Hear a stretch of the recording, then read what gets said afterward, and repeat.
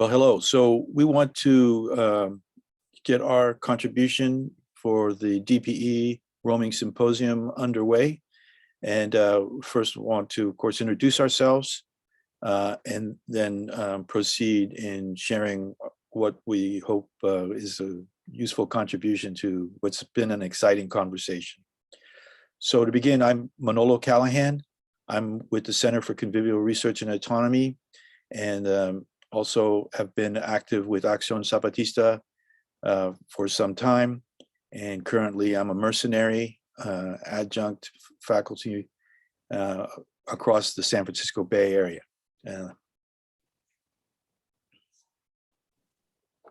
Thank you, Manolo. I'm Annie Paradise. I'm also part of CCRA, the Center for Convivial Research and Autonomy, and this morning speaking from San Francisco.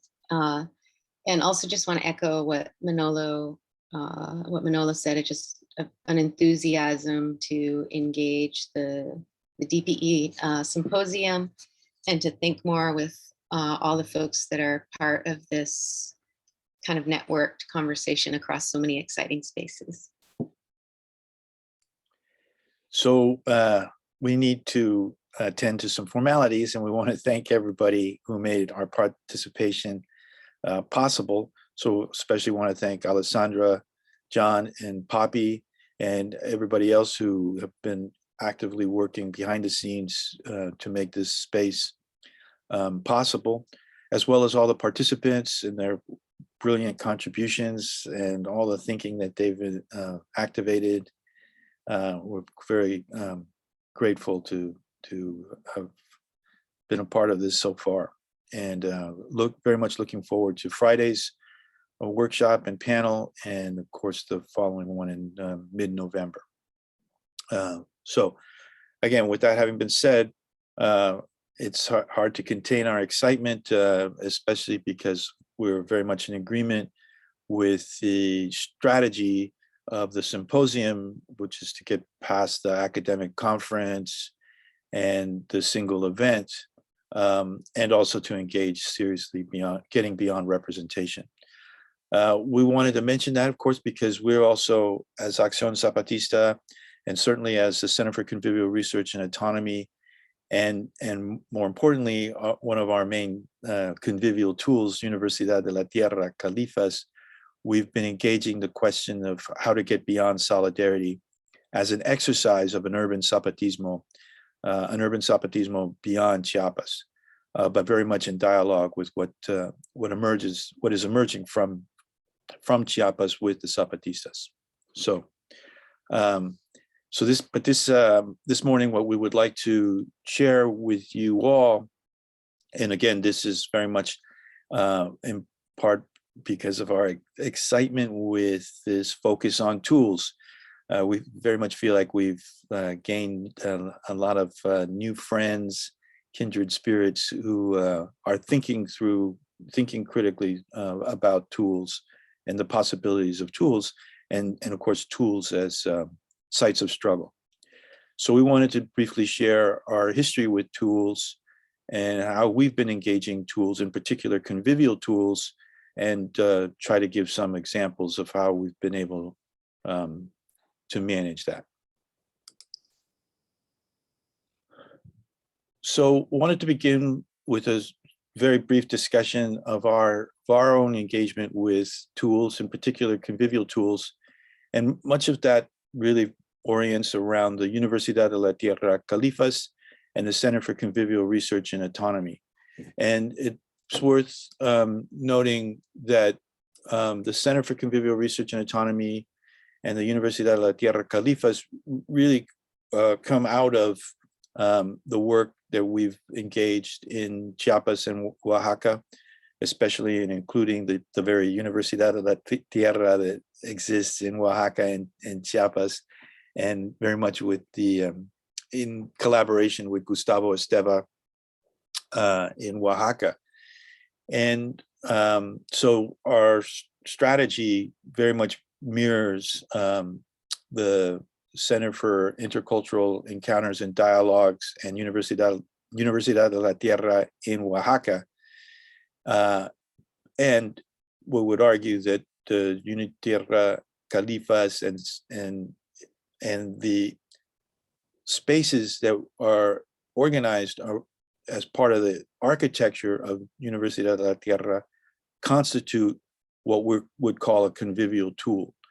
And for us, a convivial tool very much comes out of the work of Ivan Illich and Esteva and Raimundo and other Illichians who've been very much active in the Zapatista solidarity community.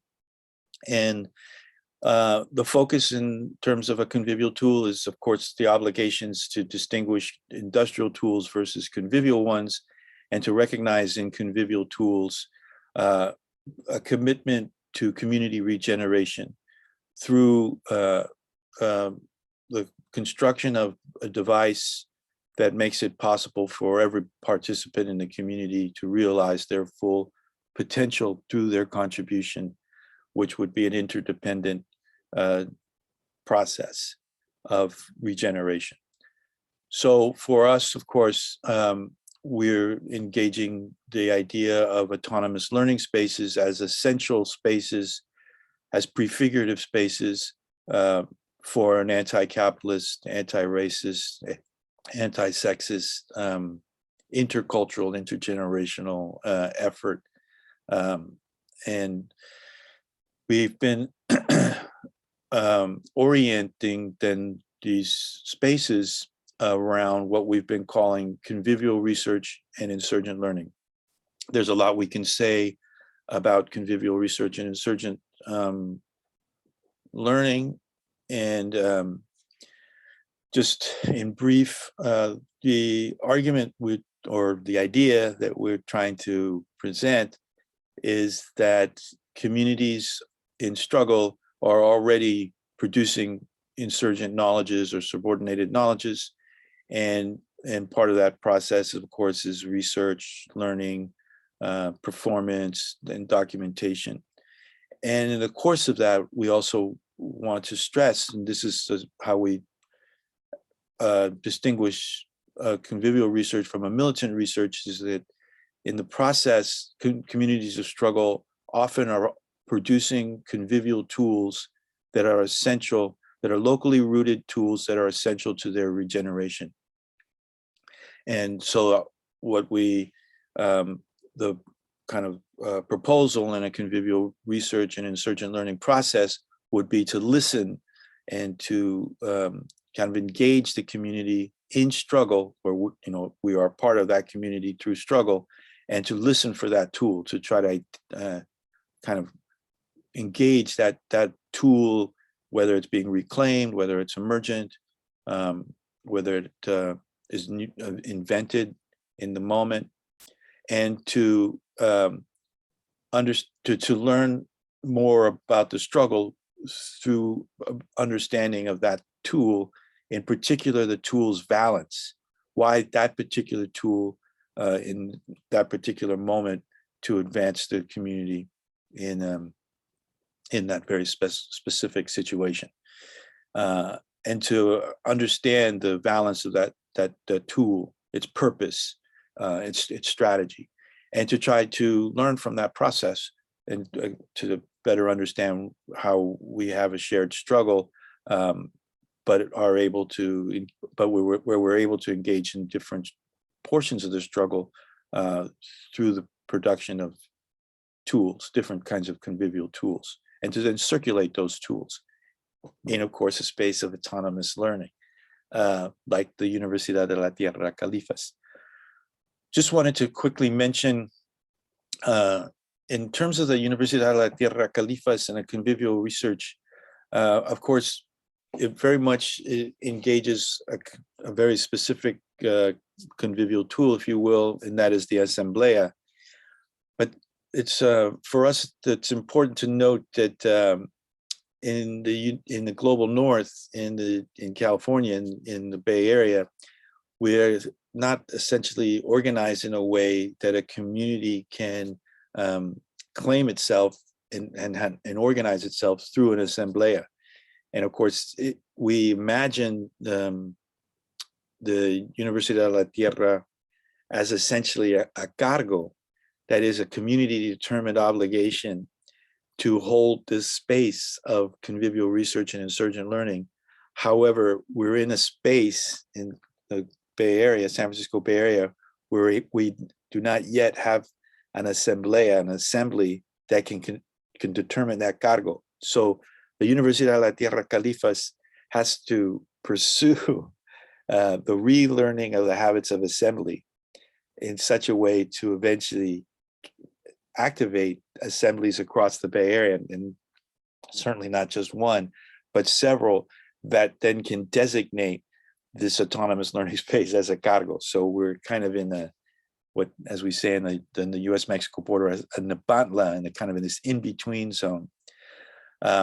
Moreover, we're, even though we claim the Universidad de la Tierra Califas as a cargo, we also insist that as we engage, as different communities of struggle struggle across the Bay, those communities are also determining, in many ways, tequios de investigación. And of course, this resonates, and we were very excited about Danielle's discussion of tequiografías and using tequios as a way to organize dreams, and dreams as an archive, and dreams as a space of communicating and sharing struggle. So we're very much thinking along those lines in terms of tequios de investigación, where a community of struggle then names what needs to be investigated to advance the community's interests in that struggle. So we've been very excited about that.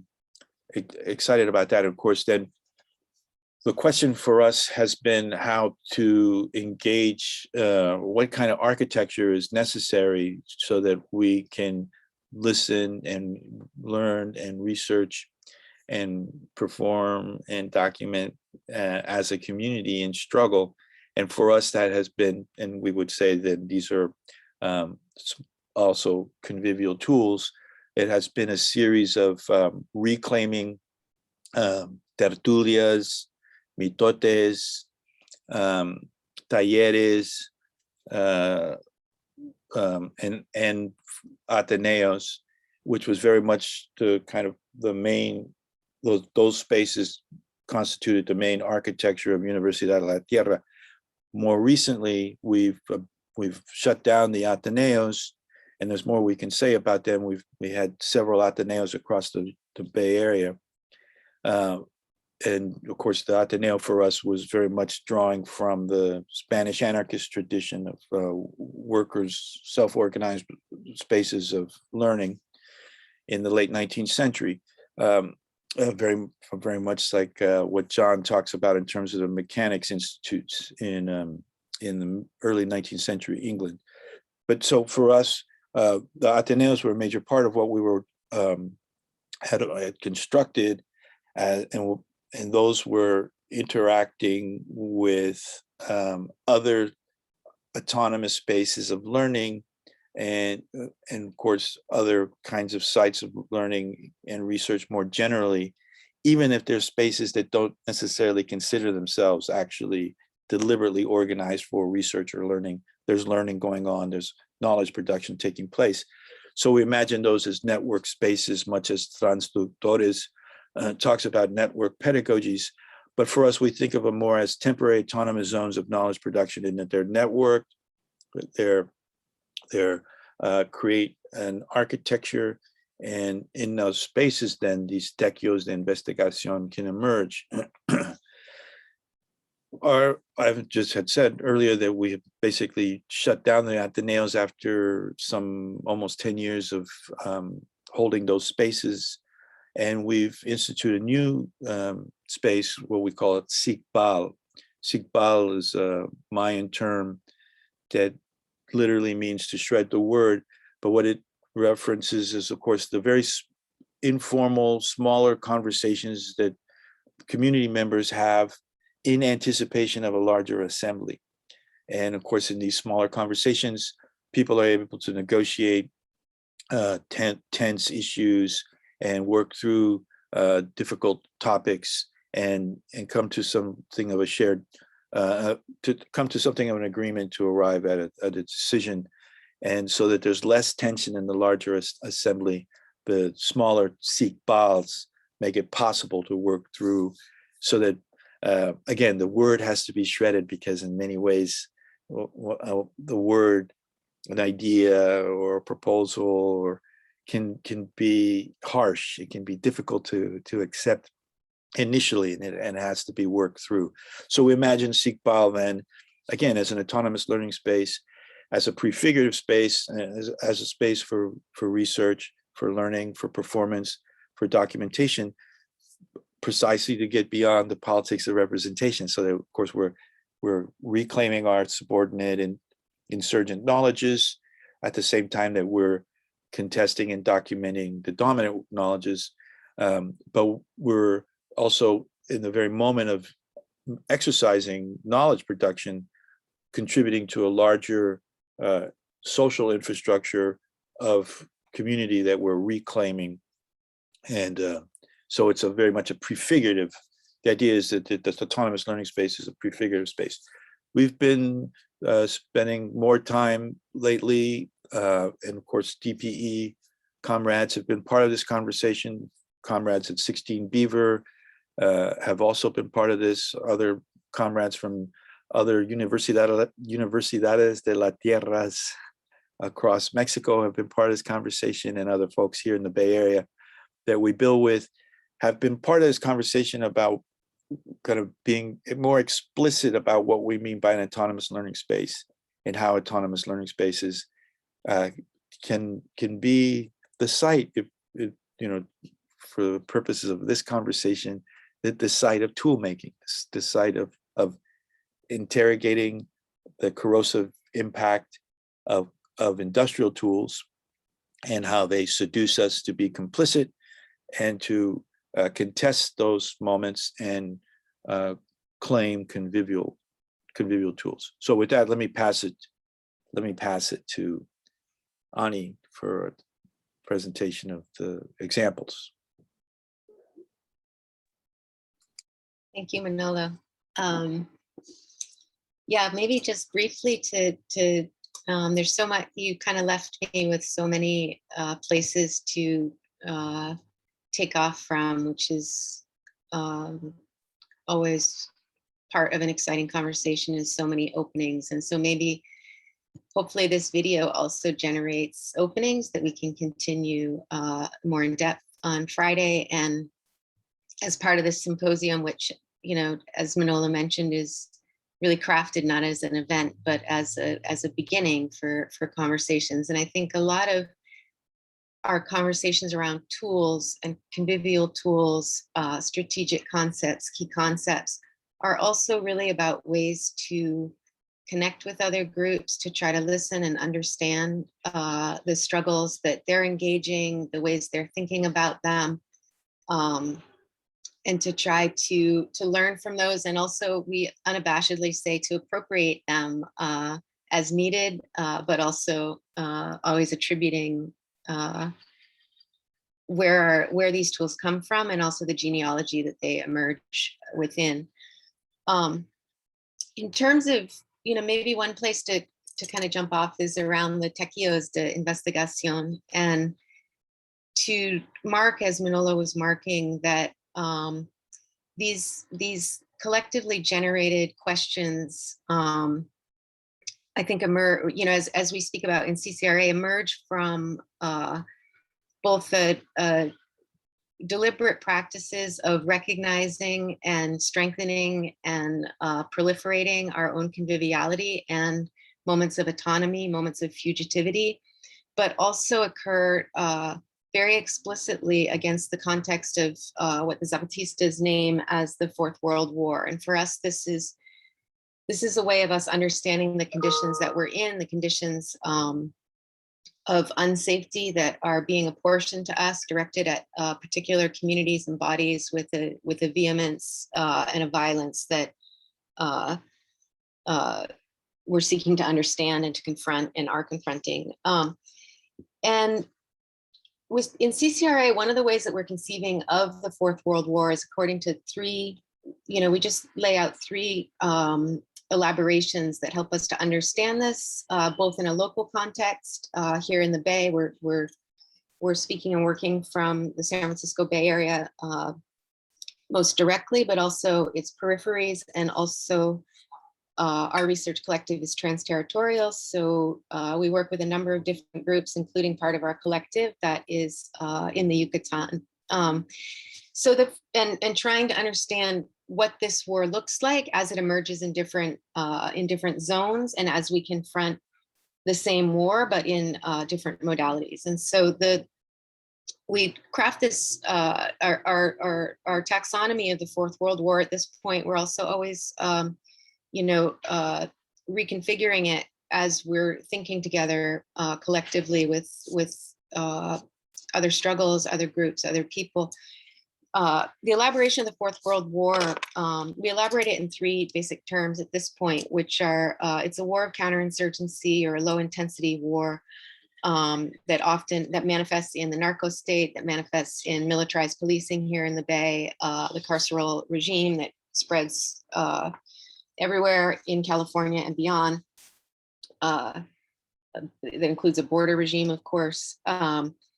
The second way we conceive of it is as a war against subsistence, which we also see as a war against care and a war against social reproduction, our community's ability to regenerate life. And the third component of our taxonomy is that it involves a war of oblivion and a war of forgetting. In other words, attempting to erase our victories, but also attempting to rewrite our moments of fugitivity or insurgency in terms that serve the state and capital. Often that's through forms of criminalization that accompanies the violence that's directed at people and communities. So within that, that's the context that that when we speak about engaging in convivial research and insurgent learning, and thinking this through in terms of the tejidos de investigación, that these are situated within a larger project, a larger series of spaces, a larger convivial tool that we have named community safety, that many groups participate in and are collectively imagining together, and sometimes very deliberately aware of each other, and sometimes less deliberately aware, but part of a shared confrontation. So even though we've named it community safety, it's certainly, we didn't invent it. And we conceive of community safety as across a range of practices that make up the tool. Among them are struggles for justice, efforts to document,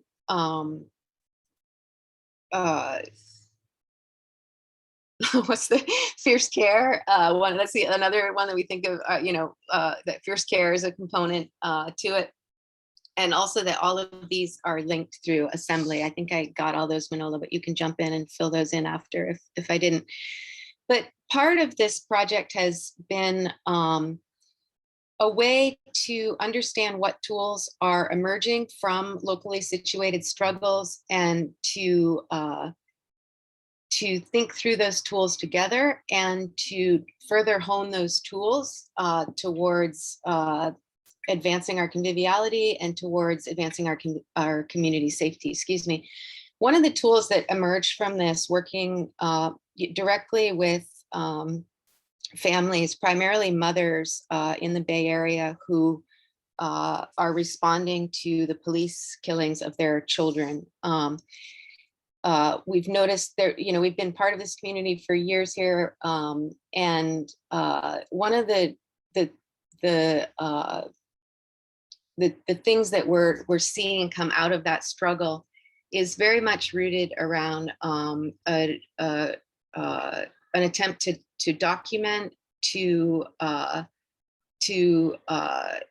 confront or challenge, confront information that's coming from the state that serves to decompose the community, again, usually around criminalization. And so one of the one of the tools that we've come up with that we're working on, again, this is a shared project with mothers and families at the center who've lost folks, is a community safety database. And the community safety database, as we've conceived of it, is, and I think maybe Manolo, you're putting up a slide, or you took down a slide.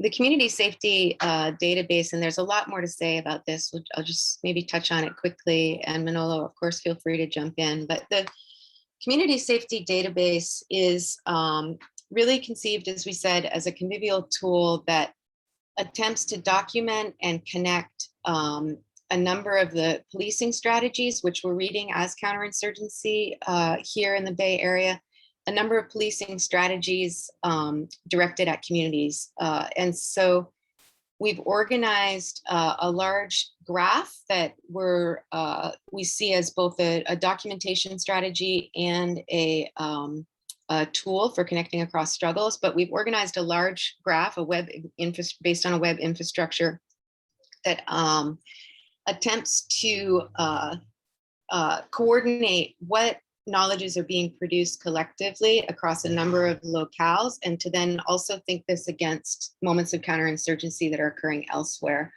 So this, ranges from documenting policing strategies, policing operations, what are the different task forces that are part of the community policing effort that is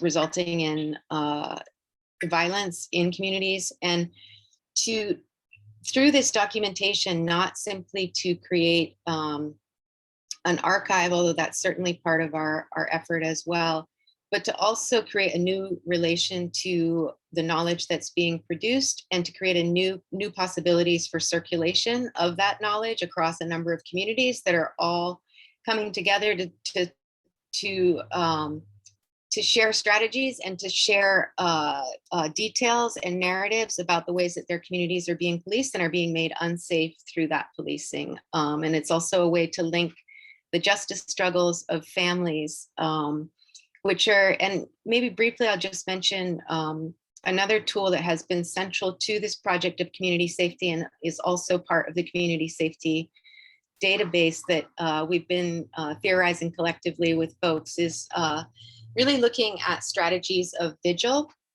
the ways that families are organizing directly following an incident of state-produced violence, or directly produced by the state, a police shooting, or state-manufactured violence, where the state is organizing in a way to produce violence in particular locations.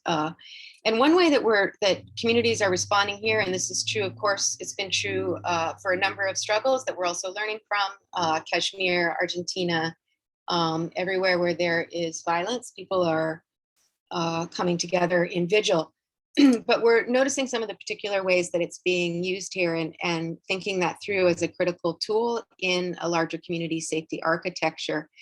And when we say vigil, what we're thinking through is vigil as one of the first response directly following a moment of violence that immediately calls the family and the community together, that refuses to let a moment of violence go unmarked or re-narrated by the police or by dominant media, which in many cases that's an imbricated project, and to come together immediately, bring the community together, connect with other families who have also experienced something similar, and to hold space at different locations across a landscape here, that in holding that space both engages in a process of collective mourning, but also becomes key sites for the circulation of various knowledges, insubordinate knowledges, subversive knowledges, disqualified knowledges, that allow a different story and a different narrative of what's happening to a community to emerge. And often these vigils are, again, we're not trying to kind of narrate what is happening in these vigils, or even to or even to make the claim that they're all deliberately connected, but that there's a resonance and a reverberation that is occurring across all of these moments of vigil that are in effect creating a modality for reclaiming or re-territorializing a city that is in many ways seeking to erase large portions of the population that it considers disposable, or targeting particular communities and particular populations as part of its own site of value production in a neoliberal security regime, a racialized, gendered neoliberal security regime.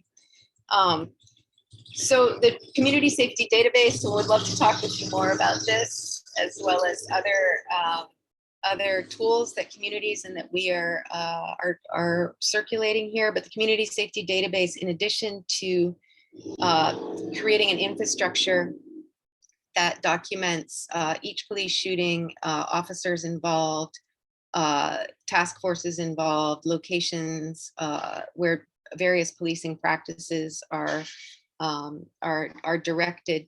It also is a web infrastructure, set up as a web infrastructure that provides a way for us to document the ways that we're resisting this and the various practices and spaces that folks are convening to come together against this war, to share what they're learning and to resist and to become something else together in the face of this violence. There's a lot more that we could say about that, but Manolo, maybe you want to add some to the community safety discussion and the community safety database and some of the tools that we've been thinking through here. Well, we should probably wrap up because our time, we're past our time limit.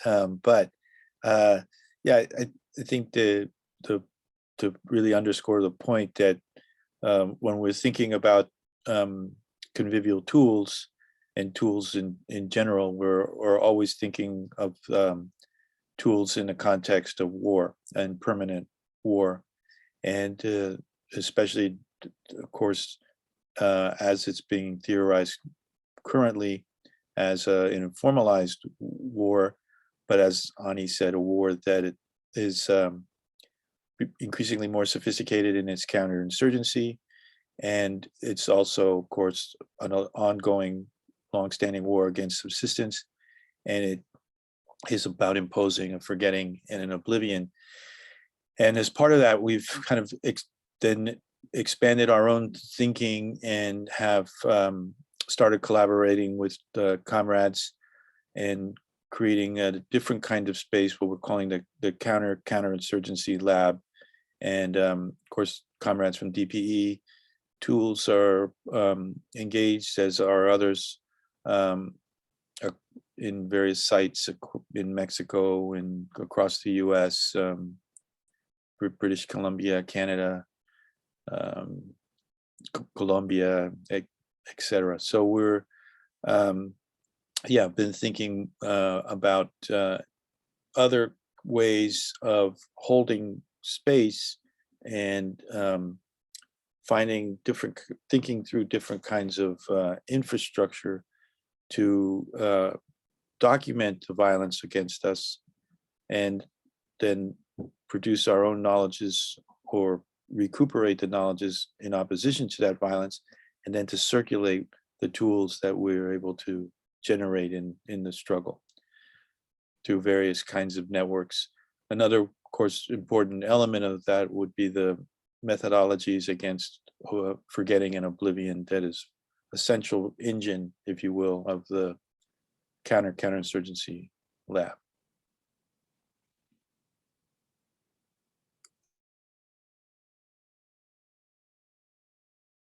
Should we wrap up there with that then? Yeah, we'll see everyone on Friday. Yeah, looking forward to talking on Friday and to the November 19th gathering as well. Okay, thanks. Take care. Cheers.